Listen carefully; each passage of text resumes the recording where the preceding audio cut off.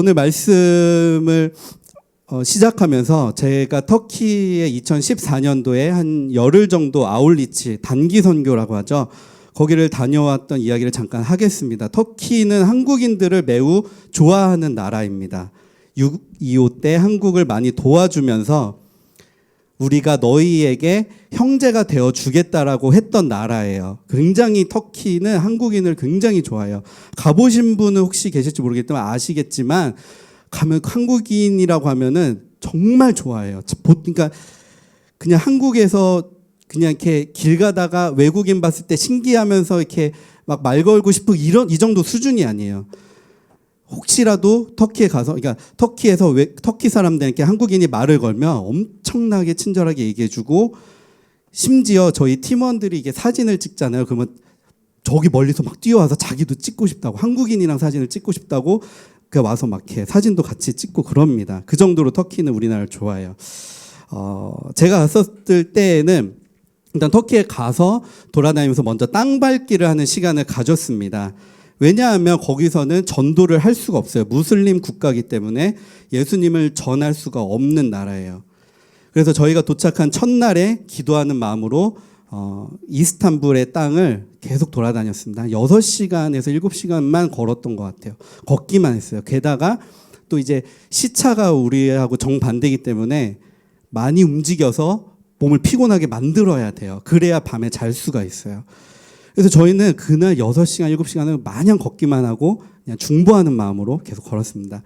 그렇게 스케줄을 하루 마치고 저희 그 숙소 앞에서 팀원이 다 모여서 이제 마무리 모임을 하는데 저희 담당하셨던 목사님이 이런 이야기를 하셨어요. 그것이 굉장히 감동이어서 그것을 나누는 것이에요. 그 목사님이 거리를 돌아다니시는데 양탄자 가게가 있어서 그 안에 관심이 있어서 한번 들어가 보셨다고 합니다. 들어가 보니까 안쪽에서 할머니가 양탄자를 이제 짜고 계셨어요. 만들고 계셨죠. 근데 모양이 너무 이상한 거예요. 실이 다 엉켜 있어가지고 엉망진창이었다고 합니다. 아니 도대체 뭘 이렇게 엉터리로 만드나, 이래도 되나, 이 가목사님 표현인데 이래도 되나 그런 얘기 하시죠. 라는 생각을 그 목사님도 막 하시는 거예요. 그래서 걸어가서 그 할머니 앞에 섰는데 이분은 놀라운 장면을 보신 거죠. 왜냐하면 양탄자를 만드는 할머니의 시각으로 보면 엄청나게 아름다운 양탄자가 완성돼 가고 있었다는 것입니다. 그러니까 이 목사님은 반대편에서만 본 거예요. 할머니 입장에 만드는 입장이 아니라 반대편에서 보면서 실이 아주 엉망진창이다. 여기는 무슨 뭐 이러냐라고 생각을 한 거죠. 거기서 그것을 보고 이 목사님이 놀라셔서 바로 이거다라고 했다고 합니다. 내 눈에 보기에는 아주 엉망진창에다가 다 실타래가 엉켜서 망한 것처럼 보이는 자기의 삶이 하나님의 입장에서 보시면 그것이 아름답게 완성돼 가고 있다는 것이죠.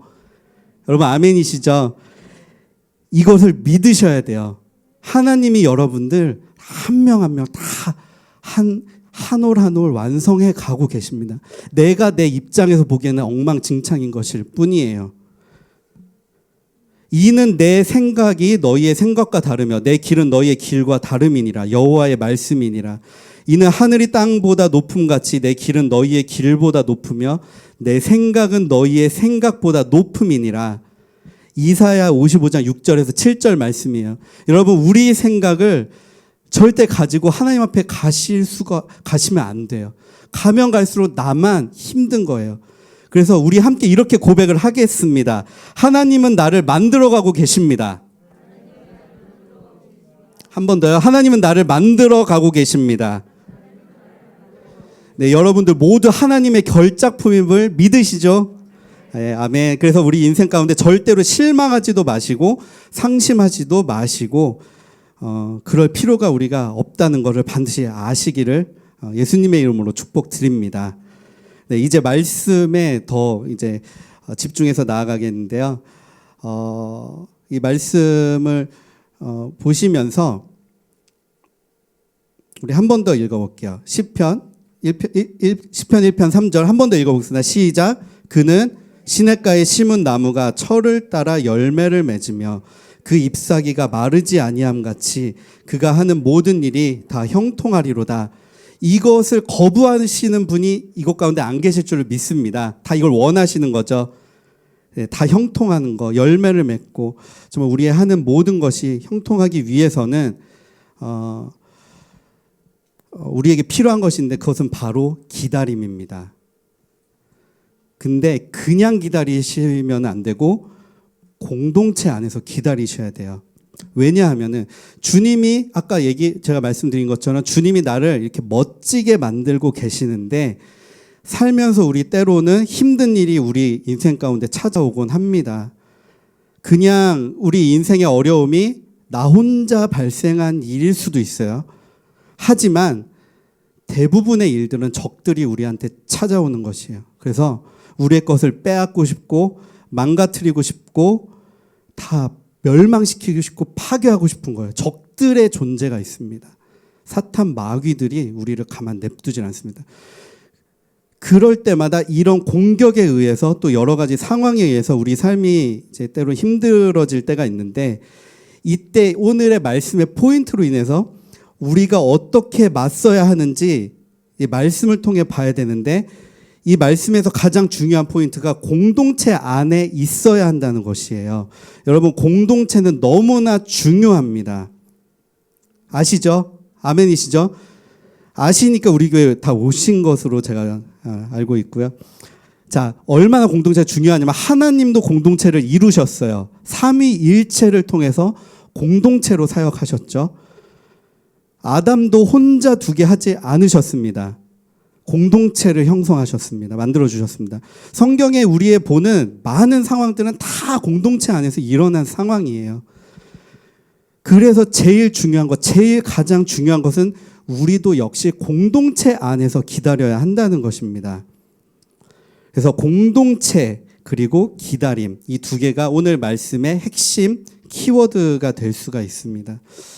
지금 많은 크리스천들이 공동체를 무단 이탈하는 사태가 급속도로 벌어졌습니다.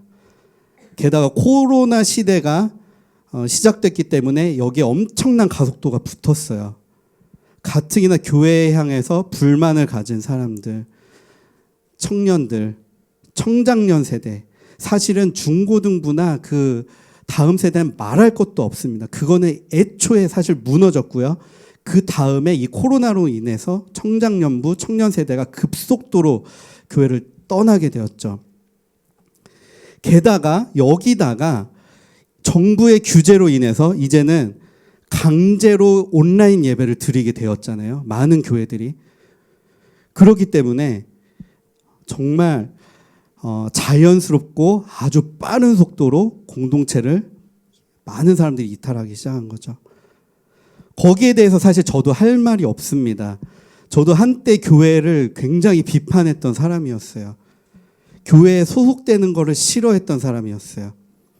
이것이 불과 2, 3년 전 이야기였습니다.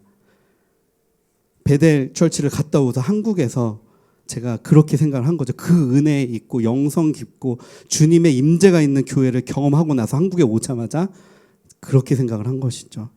그래서 그때 우리가 베델 철치를 갔다 와서 한국에 와서 사역지가 없으니까 어떻게 살았냐면은 저하고 저희 아내 정가영 목사가 그때 신학생이었거든요. 졸업을 아직 안 해가지고 신학생에다가 전도사의 직책을 갖고 있었을 때 저희끼리 그냥 집에서 예배 드리자. 그러면 되겠다라고 생각해서 한 2달 정도 저희가 그렇게 살았어요.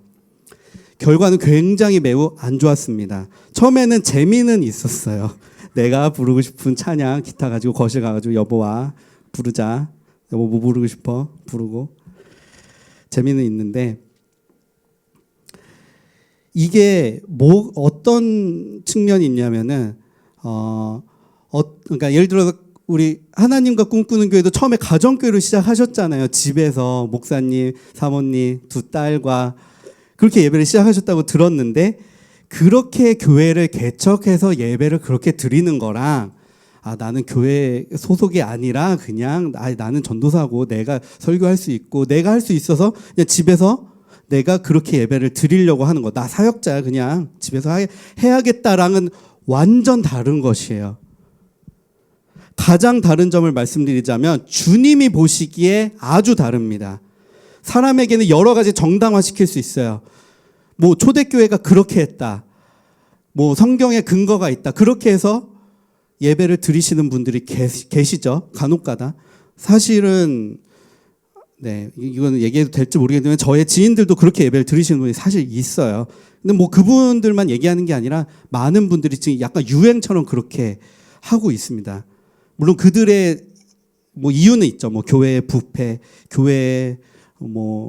교회의 실망감 그런 것들이 있어서 그렇게 이제 얘기를 많이 하는데 어쨌든 저의 상황을 놓고 보자면 주님 보시기에 너무나 부끄러운 그런 일들이 있었다는 거죠. 자, 그 뒤에 주님이 저를 너무나도 사랑하셔서 그냥 두시지 아니하시고 다시 사역으로 부르셨어요. 주님이 마음을 주시더라고요. 감동을 주시더라고요. 너 사역해야 된다. 그래서 다시 이력서를 들고 교회들을 돌아다녀서 어떤 교회에서 저희를 이제 받아주셔서 잠깐 한 10개월 정도 사역을 하다가 지금 제가 이제 우리 교회로 오게 되었는데 중요한 거는 저희는 정말 주님의 은혜를 힘입은 자들이라는 거죠. 만약에 주님이 냅두셨다면 독고다이였을 거예요. 제 맘대로. 게다가 저는 물론 뭐 대단한 건 아니지만 알바짜리 뭐 이렇게 어디 가서 일하는 게 익숙한 사람이라 교회에서 사례 안 받아도 뭐 편의점 알바라도 하지. 이게 익숙하니까 뭐라도 해서 돈을 벌어서 교회에서 차라리 주는 사례를 받지 말고 나는 내가 벌어서 내 맘대로 쓰면서 내가 하고 싶은 사역을 하겠다라고 하기 딱 좋은 케이스예요. 보통 이거를 사역자들이 하고 싶어도 재정이 어려워져서 결국 교회에 소속이 되거든요. 저는 제가 뭐 먹고 살 수 있다고 생각을 했으니까 얼마나 이게 위험한 상황이었습니까? 그래서 주님이 참 은혜를 주셔서 감사하게도 다시 교회로 들어가게 하셔서 물론 우여곡절이 있었지만 우리 교회 오기 전에 교회에서 여러 가지 사역을 하면서 그런 삐뚤어진 그런 저만의 혼자만의 세상에 갇혀 있지는 않게 하셨다는 거죠. 그게 참 주님의 은혜인데 여기서 주시는 감동은 마음은 이건 거예요. 공동체가 필요하다는 것이에요. 여러분 너 혼자 있지 말아라. 너는 혼자 있을 수가 없는 사람이다 라고 주님이 강하게 말씀을 주신 거예요. 여기에 근거는 저는 이렇게 생각합니다. 사탄은 공동체를 무너뜨리고 싶어 하기 때문에 사역자들을 이렇게 이탈시키고 싶은 거예요. 사역자들한테 속삭이는 거죠.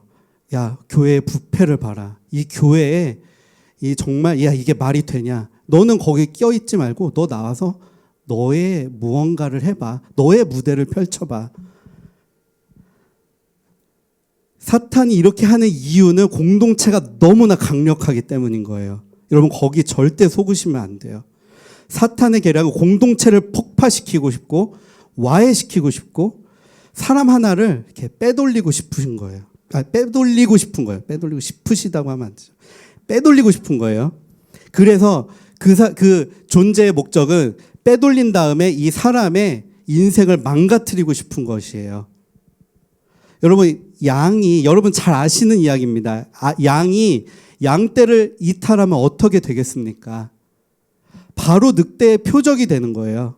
이게 공동체 안에 있어도 사실 늑대가 쳐들어올 수도 있어요. 그래서 막 강제로 뺏어갈 수도 있고 가뜩이나 위험한 상황, 가뜩이나 공격을 당할 수 있는 상황인데 그래도 이게 안전이 보장되지 않았다고도 생각할 수 있겠는데 만약 이탈했다고 생각하세요. 내 맘대로 나 지금 물 먹고 싶은데 그냥 가버려요. 그러면 바로 이리가 한 5마리 와서 물어가는 것이죠. 그래서 우리는 결코 절대 공동체를 벗어나시면 안 됩니다. 난 괜찮을 것 같다고 생각하시지 않으시기를 부탁드립니다. 만약 그렇게 생각하시면은 교만인 거라고 꼭 생각을 해주세요. 그래서 우리가 취할 것은 겸손하게 주님이 나에게 주신 이 공동체에 잘 있는 거예요. 이것이 굉장히 이제 중요합니다. 그리고 지금 시즌에서 우리에게 가장 필요한 주님의 음성이 바로 이것이에요. 우리 안에 계속해서 교회 밖으로 나가게 하고 싶어하는 오류를 적들이 계속 주고 있는 그런 공격이 우리 안에 사실 들어오고 있습니다. 자꾸 적들이 생각에 혼란을 주고 있어요. 그런 일들이 벌어지고 있어요. 저도 포함이었고요. 저도 포함이고, 저는 심지어 다 그냥 관두고, 우리 교회고 뭐고 다 관두고 싶었습니다. 사실 작년에 그런 때가 좀 있었어요. 그래서 저도 이게 왜냐면은 혼란이 오면은 그렇게 돼요. 저의 생각이 아니에요. 사실 아무리 생각해도 정말 이렇게 잘해주는 교회는 전국에 많지 않습니다. 저도 나름 교회 좀 돌아다닌 사람이거든요. 저는 반주를 많이 섬겼기 때문에 부르는 곳이 많아서 교회를 진짜 많이 돌아다녔어요. 아마 이 중에는 제가 제일 많을 거예요. 최소 30군데 교회에 물론 길게 혹은 짧게 공동체 그거를 경험해 봤어요. 물론 막 뿌리를 내리려고 한 거는 아닌 것도 많지만 최소 20군데 이상은 맘먹고 나 여기서 공동체를 해야겠다라고 했던 사람이었어요. 정말 우리 교회 같은 따뜻한 곳 없습니다. 가 목사님처럼 사랑을 이렇게 주는 목사님 저는 없는 것 같습니다. 그렇기 때문에 제가 그걸로 사실 버텼어요. 갑자기 막 넘어갔다. 네. 그래서 제가 그 작년에 이런 혼란이 왔을 때 이것이 과연 무엇인가 진짜 곰곰이 생각을 해봤어요. 주님 앞에 물어보면서 주님 이게 도대체 뭡니까? 주님 왜 이렇게 좋은 곳을 내가 왜 나가려고 했을까요? 왜 관두려고 했을까요? 라고 했을 때 주님이 바로 말씀을 주신 건 적들의 공격이라고만 하셨어요. 저의 부족함, 교회의 연약함이 아니고 적들이 계속 속이는 거예요. 야, 생각을 해봐. 너 뭐 그런 식으로 이렇게 막 이렇게 하죠. 여러분 제가 2019년도에 이제 학궁 하나님과 꿈꾸는 교회 처음 와서 이제 처음에는 가 목사님이 이제 다른 곳에 혹시 사역을 이제 나가실 곳이 정해지시면 그때 가시되 그 전까지는 같이 예배 드리면서 저희 예배도 같이 섬기고 반주도 좀 도와주시면 좋겠습니다라고 이제 사실 가 목사님이 저희한테 그렇게 배려를 해주셨어요. 이게 아시는 분은 아시지만 모르시는 분이 많이 계실 것 같아서 좀 저희 얘기를 하자면은 그래서 가 목사님 제가 감동받은 부분은 그냥 도와주고 싶다고만 하셨습니다. 아무 조건 없이 일단 예배를 드리기만 하면 된다. 뭐 사역 하실 것도 아닙니다. 왜냐하면은요, 저희 보기에 가 목사님이 너무 도와주고만 싶으셨대요. 이게 저의 생각에는 가 목사님이 한국 오셔서 너무 고생을 하셔서 저희 두 부부를 보니까 여기도 그렇게 될 것 같은 직감이 아마 오셨던 것 같아요. 그러니까 그게 너무나도 끔찍하고 고통스러운 그 시절을 아시니까 저희한테 일단은 도와주고 싶다. 그렇게 얘기하셨어요. 그래서 저는 이제 너무 감사하고 가뜩이나 이제 그 전에 사역하던 교회에 좀 골치 아픈 일이 있었기도 했고 그런 일들을 회복하는 시간이 필요했기에 저도 이제 흔쾌히 감사하다고 그래서 이제 저희가 하나님과 꿈꾸는 교회에 오게 된 이 역사가 이제 시작이 됐습니다. 그래서 저희 정가영 목사, 저희 아내죠. 저희 아내를 너무나도 아껴주시고 계속 기도해 주시고 그랬던 부분이 너무나도 저는 감동이 되었어요. 저희 아내가 사실 치유가 좀 필요하잖아요. 그래서 이게 질투하지 마시고 저희 아내 정말 집중 특별 기도를 많이 해주셨어요. 진짜 제가 우리 교회에서 제가 본 사람 중에 가장 많이 기도를 해주셨어요. 그래서 저는 그 생각을 해봤을 때 나하고 우리 와이프는 저희 가 목사님한테 해준 게 진짜 하나 없는데 우리가 이렇게 받아도 되나. 진짜 너무 막 죄송스럽기도 하고 감사하기도 하고 그렇게 우리가 시즌을 보내면서 저희가 그렇게 지내다가 이제 가 목사님이 사역을 사실 제안을 하셨습니다. 몇 달 뒤의 일이죠. 그래서 같이 교회에 섬기는 걸 말씀 주셨을 때 어안이 좀 벙벙했어요. 저는 처음에. 하지만 그거는 그거고 당장 오케이를 했습니다. 저도 환영합니다. 저도 그렇게 하고 싶습니다. 저도 목사님이랑 같이 사역하고 싶습니다. 그러면서 아주 작은 일을 맡게 됐죠. 이제 그게 이제 우리 교회 우리 요 솔로몬 빌딩에 오고 나서 뭐 얼마 안 있어서의 다 일들이에요. 그래서 2020년 한 해에 자그마한 시작이 이제 시작되면서 그렇게 시간을 보내게 되었습니다. 작년 한 해를 제가 그러면서 사실 말씀을 준비하면서 돌아보게 되었어요. 2020년도 여러 일이 있긴 했죠.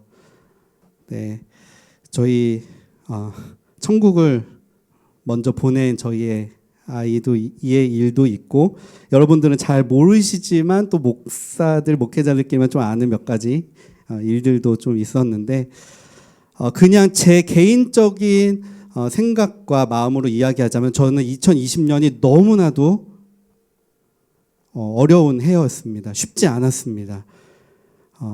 그냥 뭘 해도 잘 되지 않는 좀 그런 느낌이었어요. 앞에서 화요일에 찬양을 할 때도 그랬고, 찬양 인도할 때도 그렇고, 무언가를 맡을 때, 무언가를 그냥 교회 관련된 모든 일을 할 때, 무엇인가를 할 때도 그냥 잘 안 되는 거예요. 이상하게. 근데 또 그게 저의 모습이기도 하지만, 이게 이렇게 안 될 수가 있나 싶을 정도로 안 되니까 저는 그게 너무 힘들었어요. 여러분 아시다시피 그냥 바빠가지고 내가 몸이 힘들어가지고 너무 할 일이 많고 그랬을 때 힘든 거랑은 좀 다릅니다. 뭘 해도 안 되는 것을 여러분들이 진짜 겪어보시면은 그 분들은 아실 것이에요. 근데 제가 하고 싶은 이야기는 그것을 봐달라는 얘기가 결코 아니에요. 지금부터가 이 이야기의 시작입니다. 2020년이 지나고 2021년이 시작됐을 때 이제 왔잖아요. 2021년에 벌써 2월에 중순이 넘어가고 있는데, 여러분 제가 지금 여러분 앞에서 웃으면서 지금 말씀을 전하는, 지금 저를 보시면 제가 좀 당당해 보이실 거예요. 왜냐하면은 주님이 저에게 말씀을 주신 것이 있거든요. 뭐였냐면 2020년은 인내의 해였다. 주님이 작년은 인내의 해라고만 말씀하셨어요. 그래서 인내를 배우는 시간이라고 하셨던 것입니다. 그리고 나서 2020년은 열릴 것이라고 말씀하셨어요. 분명하게. 그래서 사실 올해부터 제가 사역을 교회에서, 물론 사역이라고 할 수 있지만 작은 일부터 정말 제가 하는 모든 일 가운데 무언가를 하더라도 저는 다른 것이 많이 느껴졌습니다. 작년이랑 좀 많이 달라요. 근데 이게 신기한 게 좀 희한해요. 제가 뭔가를 다르게 한 거나 준비를 다르게 하거나 어떻게 다르게 한 그런 것은 없었어요. 근데 주님이 이렇게 밀어주시는 느낌을 받았어요. 제가 여러분에게 말씀을 드리는 것은 바로 이것입니다. 여러분, 바로 이것이에요. 저는 그냥 공동체 안에서 인내를 배운 거예요. 그냥 기다렸던 것이에요. 제가 따로 뭔가를 한 건 아니에요. 물론 발버둥은 쳤죠.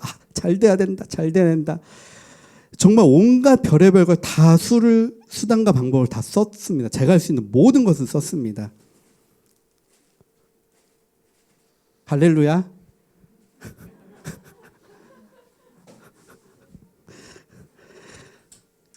하지만 그것으로 얻은 게 아니라 주님은 그냥 기다리시기만을 원하셨다는 거죠.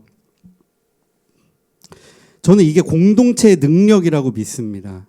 여러분, 기다림. 공동체 안에서 기다림. 만약에 제가 공동체에 없었다면 이런 일이 있을까요? 절대 그런 일은, 물론 주님이 특별한 그런 일들을 행하시면은 할 수 있다고 생각하지만 저의 인생을 보자면요, 안 됐어요. 만약 그랬으면은 이미 열렸어야 됐어요. 저는 여러분에게 말씀드릴 때 공동체를 막 옮겨가면서 살았던 사람인데 아무것도 이룬 것이 없었거든요. 공동체를 바꿀 때마다, 옮겨낼 때마다. 그래서 여러분에게 말씀드릴 수 있는 거는 공동체의 능력이 바로 여기에 있다는 것을 말씀드리는 겁니다. 나 혼자 스스로 하려고 하면 정말 힘들고 어려우실 것이에요. 공동체만이 가능한 일들이, 공동체만이 가능한 성장이 반드시 있다는 것입니다. 그래서 주님만 아시는 때가 있어요. 그래서 주님의 때가 있는데 우리가 그것을 때로는 돌파를 해야 될 때가 있지만 기다려야 될 때가 있다는 것을 말씀을 드리는 것입니다. 그래서 그것을 여러 가지 노력으로 우리가 취하는 것이 아니라 자연적으로 주님이 열어주시도록, 주님이 아주 아름답게 이 일들을 행하시도록 우리는 그걸 기다리는 거고, 내 노력으로 얻으려고 하는 것이 아니라 주님이 하시도록 우리가 그것을 이제 주님 앞에 주권을 올려드리는 거죠. 만약에 이렇게 되잖아요. 그러면은 그것은 막을 자가 없습니다. 대적할 자가 없습니다. 그래서 여러분 공동체의 능력을 믿으시죠? 공동체 파워입니다. 공파. 네. 자, 우리가 수고해서 얻는 것보다 더 큰 애가 바로 주님이 거저 주시는 것인데요. 여러분 베드로가 예수님을 만났을 때 이게 배에서 낚시를 하다가 예수님을 만났잖아요. 베드로가 분명히 밤새 고생하고 수고했다고 성경은 기록해요. 근데 한 마리도 못 잡았어요. 그 낚시의 대가 정말 베테랑 어부인 베드로가 한 마리를 못 잡았을 때 예수님이 나타나셔서 예수님이 다시 그물을 던지라고 했을 때 153마리를 잡게 됩니다. 여러분 이 이야기 잘 아시죠? 다시 단순하게 생각해 보시자면은 베드로가 물고기를 잡을 수 있었던 이유는 이 상황에서 다른 게 아니에요. 예수님을 만났기 때문에 153마리를 잡은 거예요. 베드로의 노력이 아니라 주님이 그냥 주는 153마리를 잡은 거예요. 여러분 아시겠죠? 주님의 마음이 이것입니다. 주님은 우리가 노력하고 수고해서 이것을 얻기보다는 먼저는 주님이 그냥 주고 싶어 하시는 분이신 거예요. 그렇게 수고하지 마라. 내가 줄 거야. 너는 아무리 배에서 그물을 던지고 밤낮 노력해서 고생할지라도 그것보다 내가 이것을 줄 거야. 더 좋은 거, 더 풍성하고 네가 바라는 것보다 더 큰 그것을 내가 너에게 줄 거야 라고 말씀하시면서 그걸 보여주시려고 그 상황에 베드로한테 나타나신 것이에요. 우리가 필요한 것은 바로 그 은혜입니다. 그 은총이 우리에게 필요한 것이에요. 주님이 우리에게 주시는 것은 아까 제 안에 뭔가 사역을 할 때 더 좋아졌다는 것 이야기하는데 주님이 얘기하시는 것 그 부분만이 아니에요. 주님이 우리에게 말씀 주시는 것은 사역에 관련된 것만 열어주리라가 아니라 우리에 있는 모든 영역을 열어주셔서 이 것들을 다 쏟아지게 주고 싶으신 거예요. 재정, 학업, 혹은 내 일상에서 벌어지는 모든 일에 있어서 이 모든 결과를 주님은 이렇게 거저주고 싶으신 거예요. 이게 주님의 마음이에요. 그래서 우리 모두에게 이 거저주시는 주님의 은총이 임하시기를 예수님의 이름으로 축복합니다. 마지막으로 기다림에 대해서 이야기하겠습니다.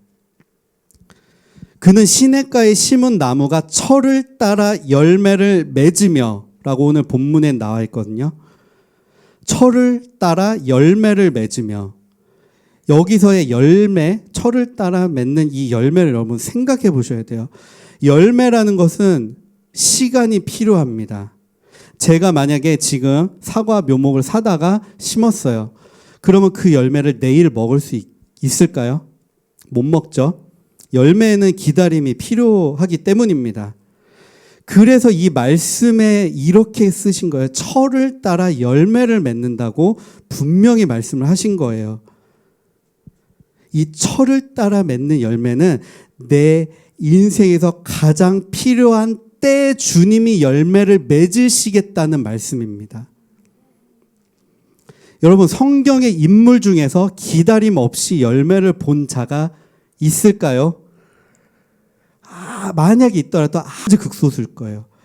주님은 그렇게 일하시기보다는 기다림을 주셔서 열매를 맺는 그것을 주님의 법칙이라고 말씀하십니다.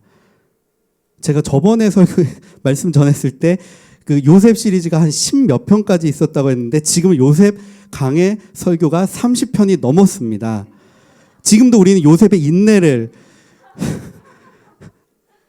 아직 총리 됐죠. 총리 돼가지고. 하지만 아직 남은 이야기를 우리는 주님의 말씀을 듣고 있는데 인내가 얼마나 필요한지 여러분 아시잖아요.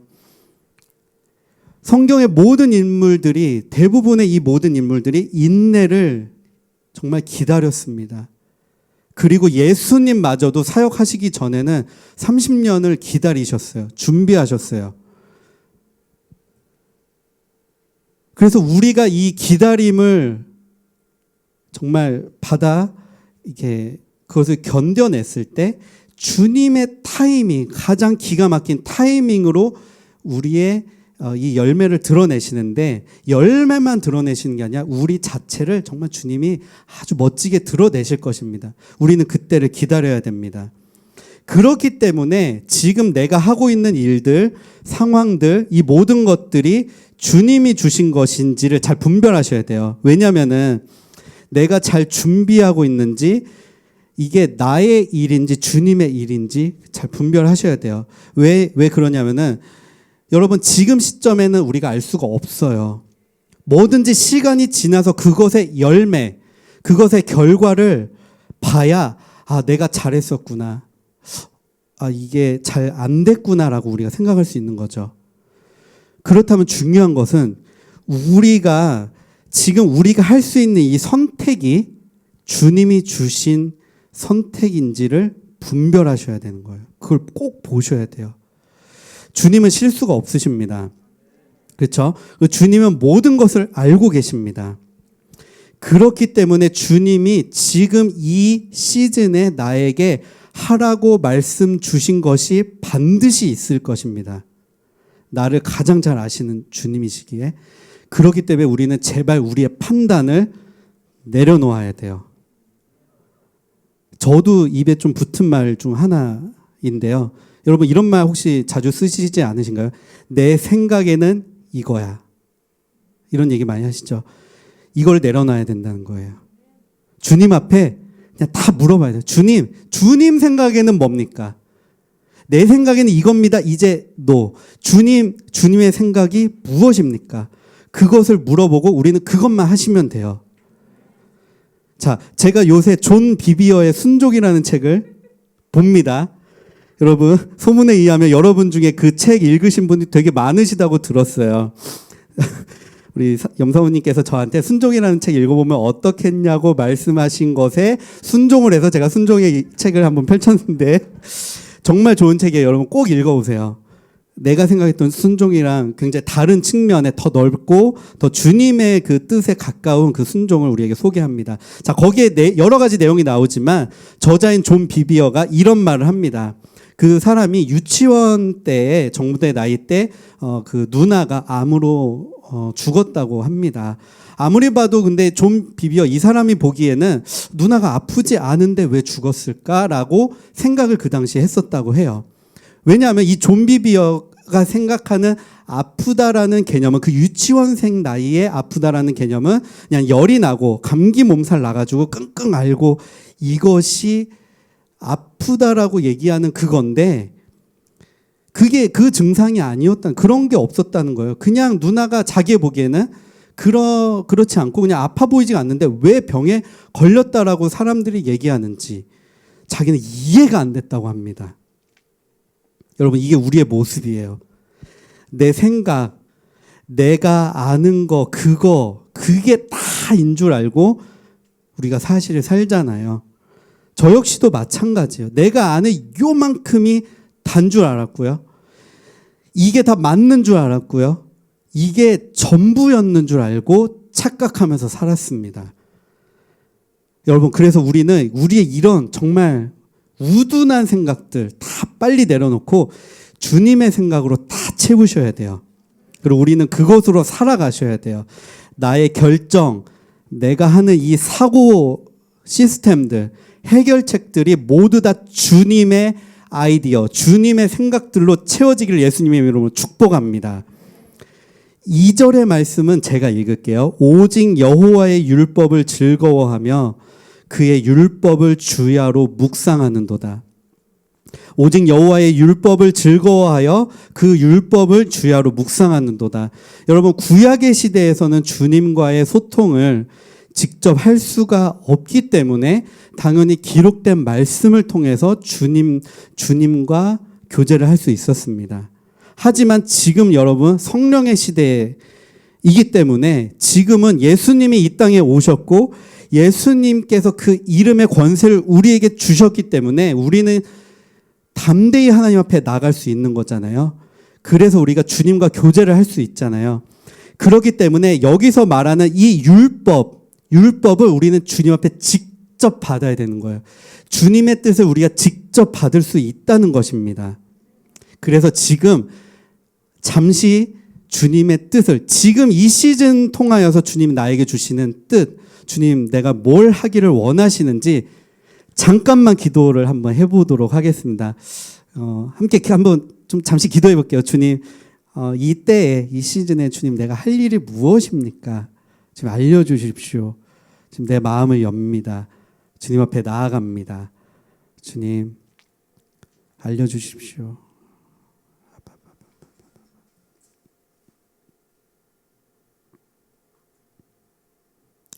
주님 알기를 원합니다. 주님.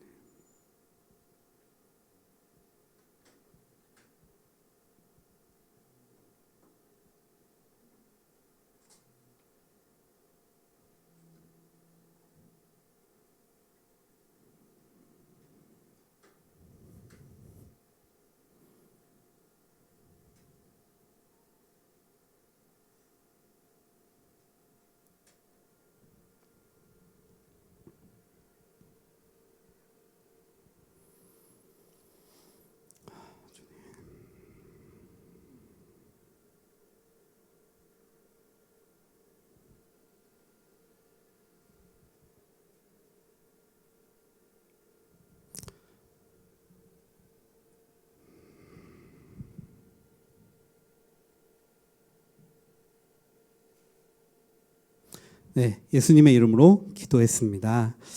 네, 여러분 아시겠죠? 만약에 이제 조금 더 필요하다는 분들은 반드시 주님과 교제를 하셔가지고 주님 알려달라고 반드시 주님 앞에 물어보세요. 반드시 알려주실 것입니다. 네, 마지막으로 아가서 2장 10절부터 13절 말씀을 함께 읽고 마무리하도록 하겠습니다. 아가서 2장 10절에서 13절.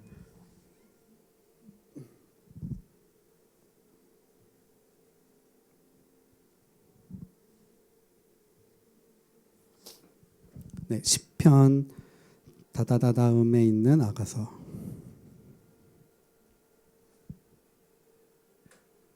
네, 2장 10절부터 13절 저하고 함께 교도가는 시간 갖겠습니다. 나의 사랑하는 자가 내게 말하여 이르기를 나의 사랑 내 어여쁜 자야 일어나서 함께 가자. 지면에는 꽃이 피고 새가 노래할 때가 이르렀는데 비둘기의 소리가 우리 땅에 들리는구나.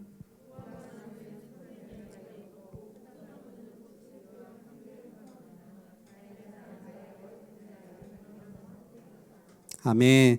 여러분, 이것이 바로 주님의 마음이에요.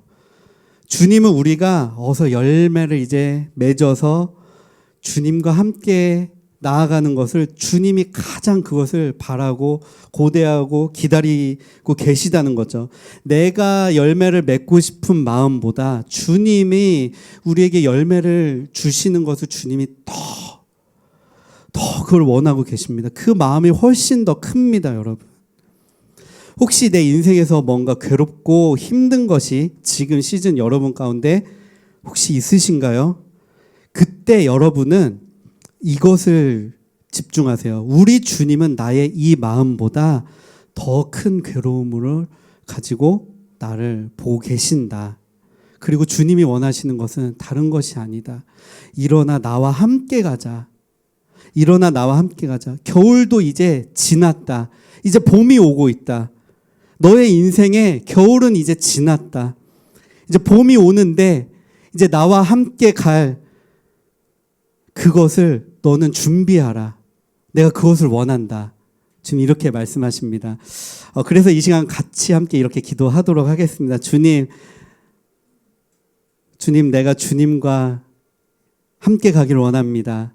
내 인생에서 어려움 가운데에서도 함께 계시는 주님, 나와 동행하기를 원하시는 주님, 하나님, 내가 주님과 동행하여서 하나님, 이제는 주님과 함께 거닐며 이 열매들을 내가 맛보며 내 삶에 주렁주렁 맺는 이 열매를 맛보며 주님 앞에 나아가는 자가 되게 하여 주시옵소서. 우리 함께 기도하며 주님 앞에 나아가도록 하겠습니다.